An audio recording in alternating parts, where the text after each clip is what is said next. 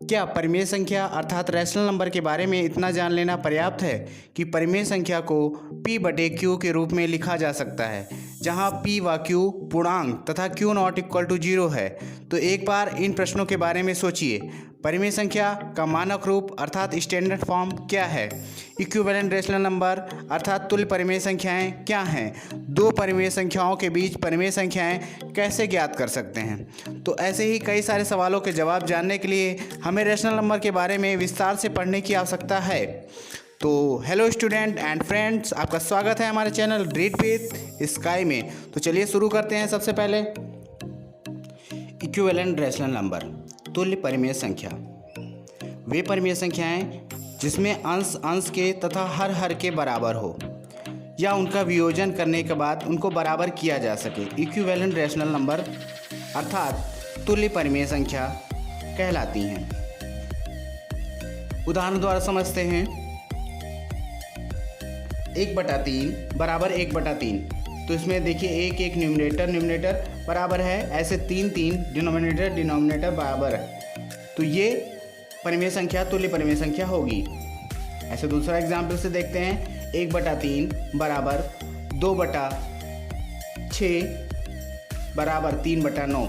अगर 2/6 को हम सिंप्लीफाई करें तो 1/3 प्राप्त होता है। ऐसे 3/9 को अगर हम सिंप्लीफाई करें तो 1/3 प्राप्त होता है। तो 1/3 बराबर 1/3 बराबर 1/3। तो इसमें 1 1 1 न्यूमरेटर और 3 3 3 डिनोमिनेटर बराबर है, इसलिए ये परिमेय संख्या तुल्य परिमेय संख्या होगी। स्टैंडर्ड फॉर्म यानी मानक रूप।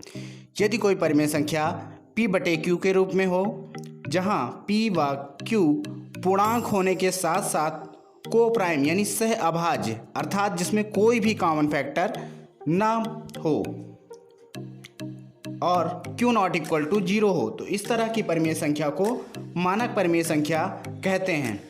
उदाहरण से समझते हैं। 3/5, 4/5, 5/7 आदि। एक और एग्जाम्पल से इसको देखते हैं। 8/12 का फैक्टर करते हैं। 8 का फैक्टर करेंगे तो 2 × 2 × 2 और 12 का फैक्टर करेंगे तो 2 × 2 × 3 प्राप्त होगा। यहाँ पे 2 × 2 फैक्टर दोनों में कॉमन है। जब दोनों में फैक्टर कॉमन है, इसलिए हम कह सकते हैं यहाँ पे कि ये स्टैंडर्ड फॉर्म यानी मानक परिमेय संख्या नहीं है। 8/11 में 8 का फैक्टर करेंगे और 11 का फैक्टर करेंगे तो ऊपर 8 का फैक्टर 2 × 2 और नीचे केवल 11 होगा जो कॉमन नहीं है। इसमें कोई भी कॉमन फैक्टर प्राप्त नहीं हो रहा है, इसलिए हम सीधे कह सकते हैं कि ये संख्या स्टैंडर्ड यानी मानक परिमेय संख्या है। Method to determine rational number between two rational numbers. तो परिमेय संख्याओं के मध्य परिमेय संख्याएं ज्ञात करना। दो परिमेय संख्याओं के मध्य असंख्य परिमेय संख्याएं होती हैं, ये तो आप लोग अच्छे से जानते होंगे। इसको ज्ञात करने के लिए विधियां।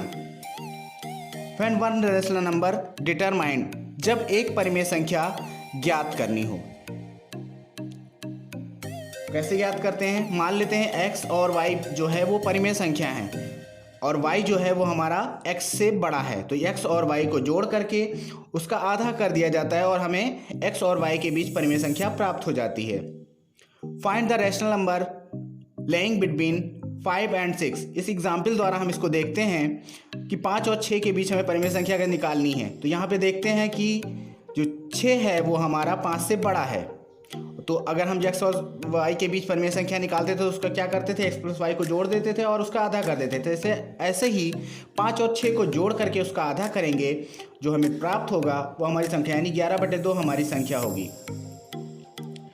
तो when more than one rational number are determine, जब एक से अधिक परिमेय संख्याएं हमको ज्ञात करनी हो। तो मान लेते हैं यहाँ भी x और y दो परिमेय संख्याएं हैं और y जो है हमारा x से बड़ा है और इसे हमें n परिमेय संख्याएं इसके बीच में हमें ज्ञात करनी है।